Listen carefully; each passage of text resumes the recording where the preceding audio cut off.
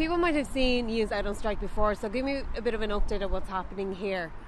So we're continuing on with our dispute. We did make it clear to the Minister and Taoiseach and Government that we weren't returning, that as far as we're concerned, the union of our choice is a fundamental right specific to the worker, and under no uncertain terms will we ever relinquish that right as part of the employer's entitlement on how they have any governance or persuasion over workers and their entitlement to representation.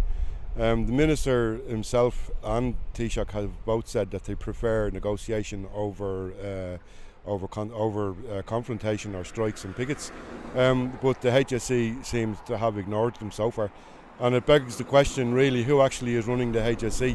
The Minister doesn't seem to have any influence over the HSE, and neither does the Taoiseach, and it's unacceptable now at this stage that we and the public are left with no alternative but to continue on with a dispute that should have been resolved a long time ago, and is a very easy dispute to resolve. And in fact, if we actually managed to get to the table to negotiate, we do have reasonable proposals to put to the whoever it is that turns up on the other side with regard to a resolution to the dispute.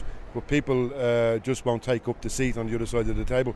Until then, we'll continue on our action, and we just make it clear to the Taoiseach, Minister and Government, we'll be here when you come back off your holidays, and we'll be back in the Dáil, and we'll have our people put questions to them, and we'll protest and we'll strike, and we'll continue to do this until such time as they acknowledge our right to be represented by the union of our choice.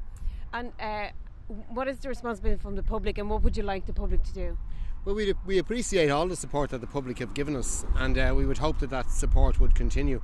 As I say, we've been providing a contingency here for the people. We've been covering emergency calls.